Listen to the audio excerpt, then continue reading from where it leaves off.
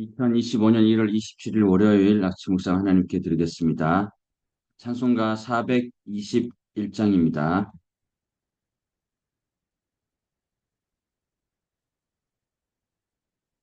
내가 예수 믿고서 죄 사함 받아 나의 모든 것 다 변했네. 지금 내가 가는 길 천국 길이요 주의 피로 내 죄가 씻겼네. 나의 모든 것 변하고 그 피로 구속받았네. 하나님은 나의 구원 되시오니 내게 정죄함 없겠네. 주님 맑은 빛에서 어둠에 치니 나의 모든 것 다 변했네. 지금 내가 주 앞에 온전케 됨 주의 공로를 지나 일생 나의 모든 것 변하고 그 피로 구속받았네. 하나님은 나의 구원 되시오니 내게 정죄함 없겠네. 내게 성령이 하고 그 크신 사랑 나의 맘에 가득 채우며 모든 공포 내게서 물리치시니 내 맘 항상 주겠네. 나의 모든 것 변하고 그 피로 구속받았네. 하나님은 나의 구원 되시오니 내게 정죄함 없겠네. 아멘.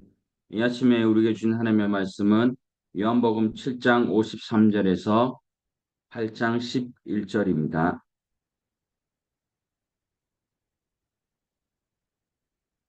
다 각각 집으로 돌아가고 예수는 감람산으로 가시니라. 아침에 다시 성전으로 들어오시니 백성이 다 나아오는지라 앉으사 그들을 가르치시더니 서기관들과 바리새인들이 음행 중에 잡힌 여자를 끌고 와서 가운데 세우고 예수께 말하되 선생이여 이 여자가 간음하다가 현장에서 잡혔나이다. 모세는 율법에 이러한 여자를 돌로 치라 명하였거니와 선생은 어떻게 말하겠나이까? 그들이 이렇게 말하면 고발할 조건을 얻고자 하여 예수를 시험함이러라. 예수께서 몸을 굽히사 손가락으로 땅에 쓰시니 그들이 묻기를 마지 아니하는지라. 이에 일어나 이르시되 너희 중에 죄 없는 자가 먼저 돌로 치라 하시고 다시 몸을 굽혀 손가락으로 땅에 쓰시니 그들이 이 말씀을 듣고 양심의 가책을 느껴 어른으로 시작하여 젊은이까지 하나씩 하나씩 나가고 오직 예수와 그 가운데 섰는 여자만 남았더라. 예수께서 일어나사 여자 외에 아무것도 없는 것을 보시고 이르시되 여자여 너를 고발하던 그들이 어디 있느냐 너를 정죄한 자가 없느냐 대답하되 주여 없나이다. 예수께서 이르시되 나도 너를 정죄하지 아니하노니 가서 다시는 죄를 범하지 말라 하시니라. 아멘. 유대인의 명절인 초막절에 예수님께서 안식일에 병든 사람을 치유하신 일 외에도 하나님의 아들이심을 드러내셨는데 이 일로 인해 대제사장들과 바리새인들이 예수님을 잡아 죽이려고 아랫사람을 보냈습니다. 아랫사람들이 예수님께로 가서 예수님의 말씀을 들어보니까 그 가르침이 그냥 좋은 게 아니라 경이로운 수준이었습니다. 그래서 그들이 대제사장들과 바리새인들에게 돌아가 보고하기를 7장 46절에 보면 그 사람이 말하는 것처럼 말한 사람은 이때까지 없었나이다라고 말씀했습니다. 그리고 오늘 본문은 이런 일이 있은 다음에 있는 일련의 일들이라 할 수 있습니다. 저녁이 되자 53절에서 사람들은 예수님을 홀로 버려두고 다 각각 집으로 돌아갔다고 합니다. 그냥 그랬구나 하고 스쳐 지나갈 수 있는 아주 짧은 7장 마지막 53절 말씀인데요. 예수님께서는 그들에게 복음을 전하시기 위해서 아, 목숨을 걸고 갈릴리에서 예루살렘으로 왔는데 해가 지기가 무섭게 예수님은 아랑곳하지 않고 각자 집으로 돌아갔습니다. 말씀에 감동받은 수많은 사람들은 어디에 있습니까?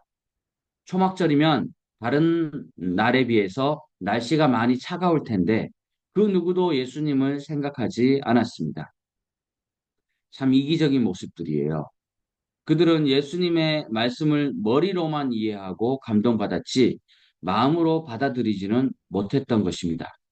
말씀이 머리에서 마음으로 오는데 30년, 마음에서 발로 가는데 30년이란 정말 우리의 실천이 말만 하고 실천하지 않는 우픈 그런 현상을 보여주는 말이 있지 않습니까? 반면에 1절에 의하면 예수님께서는 감람산의 습관에 따라 기도하시기 위해 올라가셨습니다. 홀로 산으로 가신 이유는 하나님의 말씀을 마음으로 품기 위함이었어요. 이 마음을 헬라어로 카르디아라고 하는데 이 단어는 영적 생명의 중심자리다. 이런 것으로 풀이할 수 있는데 이 마음이라는 단어의 이 헬라어는 신약 성경에 239번이나 사용됩니다. 그러니까 예수님은 하나님의 말씀을 영적 생명의 중심 자리인 마음으로 옮겨가기 위해서 무엇을 하셨느냐? 기도에 힘썼던 것이에요. 옥하는 목사님께서 설교 중에 이름은 언급하지 않았지만 당시 사랑의 교회 부교역자였던 이찬수 목사님, 당시는 90년대 초반이니까 뭐 전도사였을 수도 있고 이 언급하신 적이 있어요. 경북 예천 출생으로 가난한 목사의 아들로 태어났습니다. 그런데 이 이찬수 목사님 아버지께서 40일 금식 기도하시다가 그만 돌아가셨다고 합니다. 삶으로 보여주시고 또 기도의 아버지 아래서 충성된 목자가 나온 것이 아닌가 생각해 보았습니다. 그럼 무슨 말이냐? 주님께서 마음의 중심 자리에 하나님을 주인으로 모시기 위해 기도를 하셨던 것처럼 우리도 기도가 필요하다는 것이에요. 할 만큼 했다는 것이 아니라는 것입니다. 예수님께서 공생애를 시작하실 때 40일 금식 기도를 하셨고 크고 작은 기적들을 나타내시고 난 후에는 꼭 기도하러 홀로 한적한 곳으로 가셨다는 것이에요. 십자가를 지시기 전에는 겟세마네 동산에 오르시어서 땀방울이 핏방울 되도록 기도하셨습니다. 마음 중심의 자리에 하나님을 품고 그 뜻에 따라 움직이신다는 것입니다. 2절, 이절에 보면 아침에라고 이 번역된 원어는 누가복음과 사도행전에서는 새벽에라고 번역되었어요.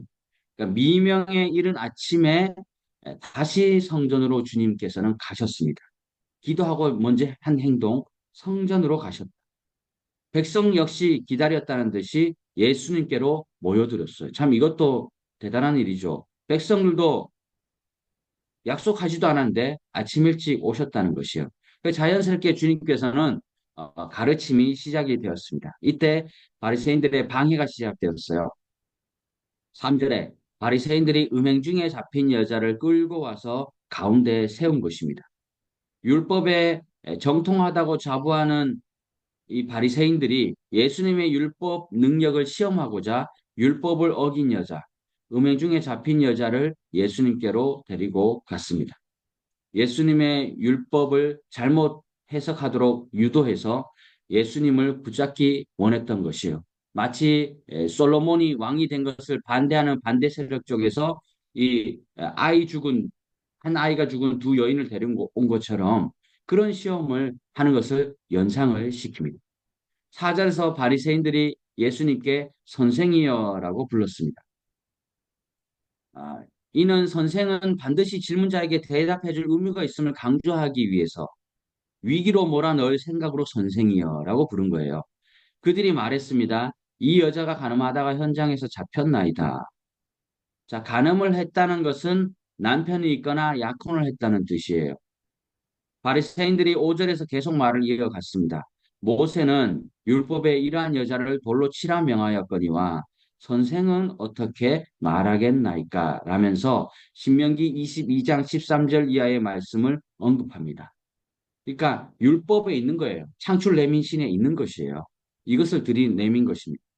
이것은 자기들이 지어낸 하위 율법이 아니라 600 몇 가지, 뭐, 열 몇 가지 이런 것이 아니라 십계명이라는 최상위법을 지금 들이밀고 있는 것입니다.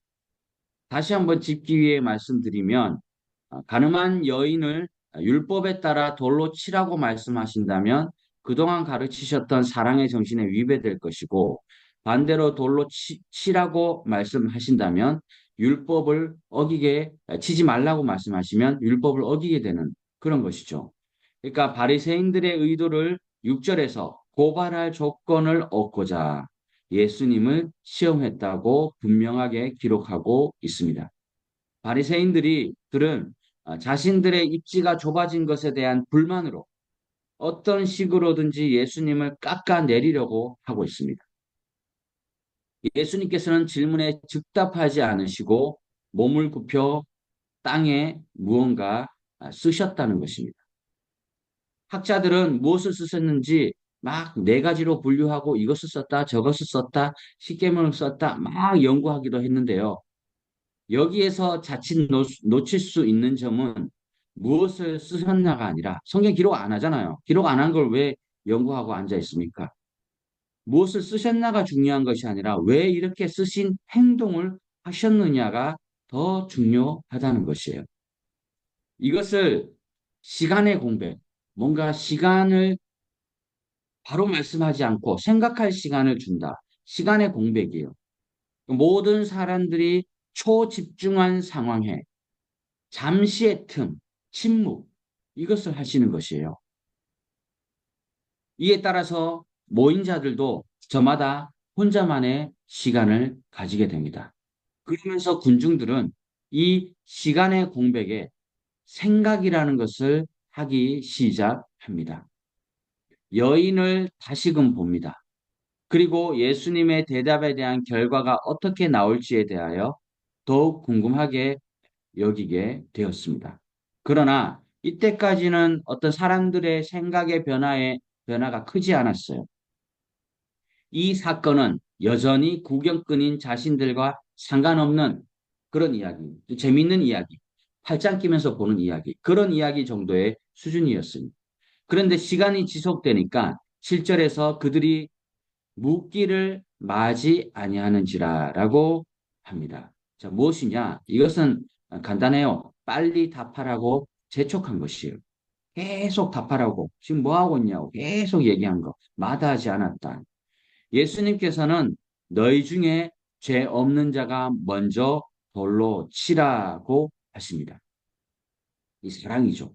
사랑의 정신입니다. 사랑이 이기는 것이에요.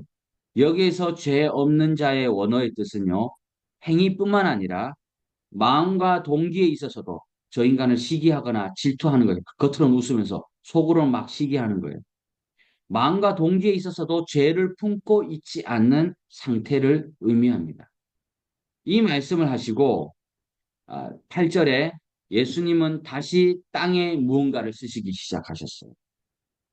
처음에 그 말씀을 듣고도 땅에 무언가를 쓰시고 계속 말해달라고 재촉한 말씀 이후에도 먼저 돌로 치라 하고 난 이후에도 또 땅에 다시 무언가 쓰기 시작하셨다는 것이에요.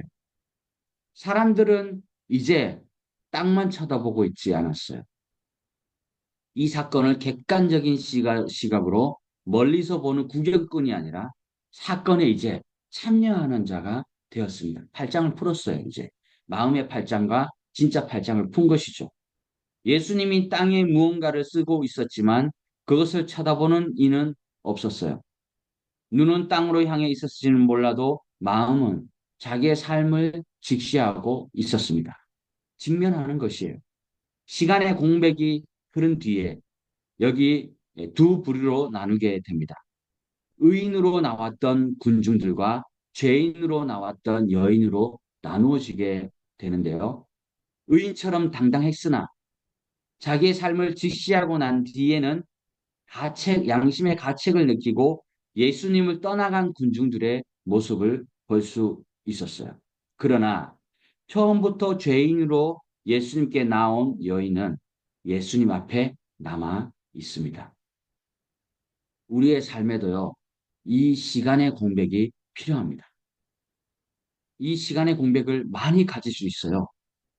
이 시간을 다른 말로 기도라고 정의할 수 있고, 저는 그렇게 기도라고 정의하고 싶습니다. 우리가 기도하는 시간은요, 바로 내 삶의 자리에서 떠나서 나를 비우는 시간이에요. 객관적으로 나를 보는 시간. 어떻게 보느냐? 말씀으로 나를 비추는 시간이에요. 기도를 통해 나의 시간을 비웁니다. 그리고 오늘 말씀처럼 두 가지 선택을 할 수 있어요. 예수님 앞에 머무르든지 떠나든지입니다.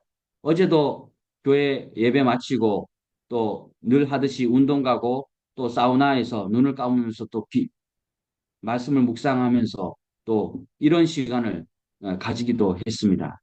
죄송한 점이 너무 많아요. 회개할 게 또 많습니다. 내가 의인으로 당당하게 왔다면 우리는 말씀 앞에 드러나 부끄러워 떠날 수밖에 없어요. 당당하게 있다면 참 대단한 사람이죠. 하지만 내가 죄인으로 예수님께 은혜를 구하기 위해 왔기에 여전히 주님 앞에 온전히 이 여인처럼 머무를 수 있는 것입니다. 그리고 치유와 회복은 예수님과 단둘이 있는 그곳에서 일어나게 됩니다. 구절을 보십시오. 그들이 이 말씀을 듣고 양심의 가책을 느껴 어른으로 시작하여 젊은이까지 하나씩 하나씩 나가고 오직 예수와 그 가운데 섰는 여자만 남았더라. 이 남아있는 나와 일대일의그 키에르 케고르가 얘기했던 일대일의 단독자의 이 시간이 우리에게는 매일매일 필요합니다. 본문에서 그 자리를 피하고 도망하는 것이라면 이 여인이 가장 바라지 않았을까? 이 비참하고 창피한 시간을 공개하고 남에게 보인다는 것이 여인으로서 얼마나 수치스러운 일일까요? 이 충격의 사건이 이 여인의 삶을 곤두박질 치게 만들지도 모릅니다. 그런데 여인은 남는 것을 선택합니다. 도망갔다면 맨날 피하는 인생이었을 거예요. 어쩌면 예수님이 시간의 공백을 통해서 땅에 무언가를 쓰시는 행동을 두 번이나 하시면서까지 이렇게 단둘이 남게 되도록 만드신 것이 아닐까 이런 생각을 해 봤습니다. 예수님이 앞서 하신 모든 행동은 이 시간을 위해 하신 행동들이었어. 빨리 말해라, 뭐 하냐? 이런 이야기를 들어가면서까지 여인과의 이 만남을 통해서 예수님께서 가장 원하시는 시간을 기다렸다는 것이에요. 그리고 마음속으로 기도하셨겠죠. 제발 이 여인아, 너는 떠나지 말아라. 너는 계속 남아있어. 둘만 남게 된 이 상황에서야 예수님은 앞서 한 번도 말을 걸지 않았던 여인에게 드디어 말씀을 하십니다. 10절, 너를 고발하던 그들이 어디 있느냐? 너를 정죄한 자가 없느냐?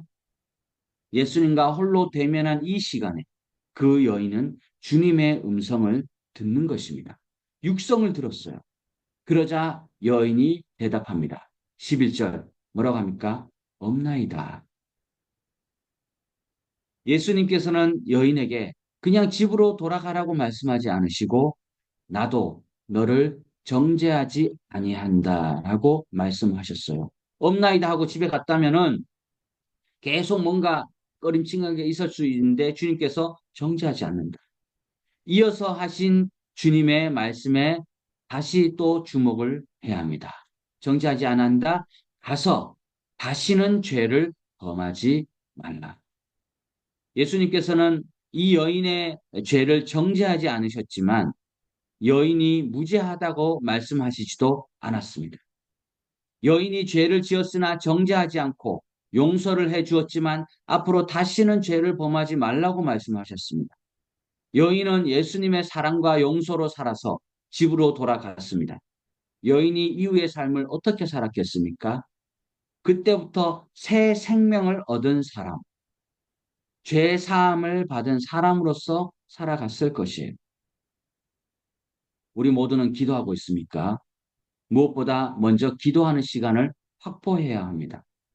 이 아침에 묵상 기도도 기도하는 시간도 필요하지만 이 여인처럼 주님이 원하셨던 그 시간처럼 1대1로 단독으로 주님께 가장 원하시는 시간을 확보해야 합니다. 그리고 우리 모든 믿음의 선진들이 또 베드로나 야고보 요한이나 뭐 사도행전에서 또 다니엘이나 시간을 정해놓고 기도하는 것을 성경은 또 주님은 좋아하신다는 것이에요. 정시 기도를 좋아하는 것이죠. 주님께서는 두 번이나 땅에 무언가를 쓰셨습니다. 이 시간의 공백, 즉 기도는 나의 시간을 비워 주님께 드리는 것이죠. 나의 삶을 비워 주님으로 가득 채우는 것입니다. 내게 어려움이 찾아왔다면 그것은 주님과 내가 단독으로 만날 수 있는 절호의 기회다. 내 인생에 어려움이 찾아오고 그것이 멈추지 않는 듯 하지만 그래서 마치 주님이 나를 외면하고 무시하는 듯 하지만 결국 주님의 뜻은 나를 살리는 데 있으시다는 것. 주님께서는 이 여인처럼 기도를 통해 나와 만나시기를 기다리고 계신다는 것.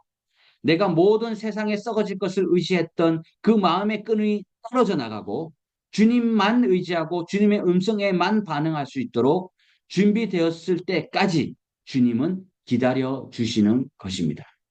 죽음의 끝에 서 있다가 은혜로 구원받은 자만이 할 수 있는 일은 은혜로 살며 다시는 죄를 범하지 않는 것이요. 남을 시기했다면 기도 이후에 계속 시기하고 하는 것이 아니라 계속 품어주고 안아주는 것이요. 이것은 노력으로 불가능해요. 나는 할 수 없어요. 무엇으로 가능합니까?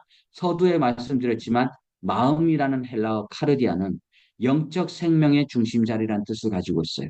영적 생명의 중심자리인 마음에 나로 가득 채우는 것이 아니라 하나님의 말씀을 새길 때 하나님의 자녀로서 합당한 삶을 살 수 있는 능력이 생기는 것입니다.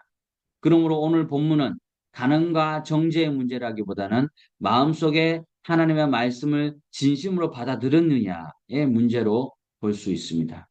주님께서는 크고 작은 일이 있을 때마다 늘 홀로 감람산에 가셨던 이유도 바로 이 때문입니다. 머리에서 마음으로, 마음에서 발걸음까지 우리는 60년 걸리는 것이 아니라 6시간이 걸렸으면 좋겠어요. 이러한 예수님의 모습을 본받음으로 영적 생명의 중심자리인 마음속에 생명의 말씀으로 품으며 나아가는 오늘 하루 앞으로의 삶이 되시기를 간절히 소망합니다. 기도하겠습니다. 하나님 아버지, 현장에서 가늠한 여인처럼 율법으로는 죽을 수밖에 없는 저희를 정죄하지 않으시고 용서해 주셔서 감사드립니다. 용서받은 자로서 다시는 죄를 범하지 말라는 주님의 말씀처럼 죄를 범하지 않으며 살기 원합니다. 스스로 이길 수 없사오니 주님을 의지하며 날마다 기도하고 또 주님 말씀 중심으로 살아가게 하여 주시옵소서. 예수님의 이름으로 기도드립니다. 아멘. 함께 공동 기도 제목 드리겠습니다. CN임 한인장로교회 임시 예배당 건축을 위해서 또한 관련된 행정을 위해서 또 김열방 목사님 연못마을교회 또 1월부터 건축 시작 예정인데 어제도 보니까 많은 분들의 조언을 구하시더라고요. 재정 확보와 또 건축이 순조롭게 이루어질 수 있도록 또 황해철 목사님 분홍구람 선악교회 남은 건축 일정과 재정이 잘 이루어질 수 있도록 또 김상순 선교사님 아름다운 본향교회 건축 준비 또 유진호 안선임 선교사님 교회 유치원 또 김경수 목사님 또 학교에서 예배드리는 것들 순조롭게 진행되고 또 신보현 선교사님 현지 사역자 또 남기호 목사님과 선명이 서로 잘 되고 참사랑교회와 살라커커 마을의 복음화를 위해서 또 이규원 선교사님 또 어제부터 금요일 이번 주 금요일까지 단기 팀이 왔는데 순조로운 일정 또 날씨가 되도록 또 임창무 목사님 정유현 선교사님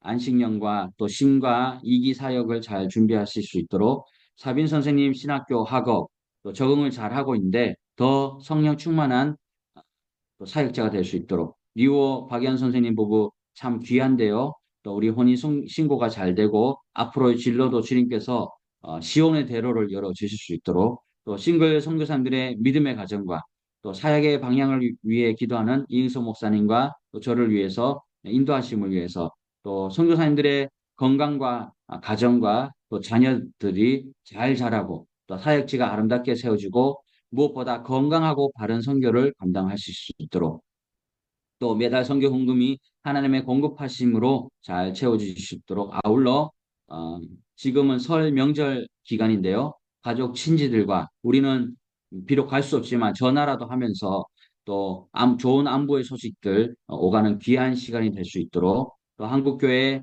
선교지 교회가 동반 성장하고 또 아름다운 협력 관계로 나아가도록 또 오수산 나라 가운데 정의와 평화가 바로 서는 나라가 될 수 있도록 우리가 기도하고 제가 마무리하겠습니다.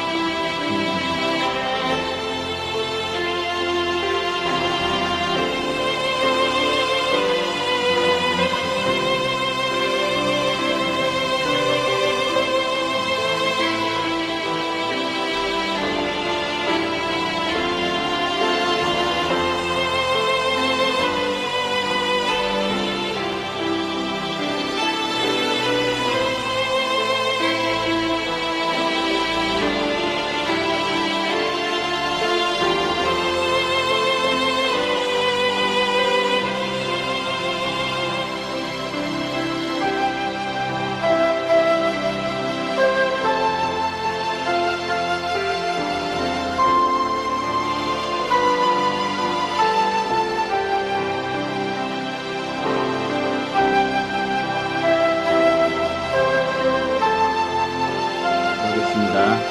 사랑의 하나님, 또 주일에 첫 시간을 이렇게 말씀과 기도로 시작하게 해주심을 감사합니다. 우리의 많은 기도의 제목들을 주님께 올려드렸습니다. 하나도 땅에 떨어지지 않고 귀한 향이 되어서 주님 앞에 연락되어서 모든 기도 하나하나의 기도의 제목들이 하나님의 선하신 시간에 가장 필요한 때에 주님께서 이루어 주시고 역사하여 주시옵소서. 예수님의 이름으로 기도드립니다. 아멘. 하늘에 계신 우리 아버지, 아버지의 이름을 거룩하게 하시며 아버지의 나라가 오게 하시며 아버지의 뜻이 하늘에서와 같이 땅에서도 이루어지게 하소서. 오늘 우리에게 일용할 양식을 주시고 우리가 우리에게 잘못한 사람을 용서하여 준 것 같이 우리 죄를 용서하여 주시고 우리를 시험에 빠지지 않게 하시고 악에서 구하소서. 나라와 권능과 영광이 영원히 아버지의 것입니다. 아멘.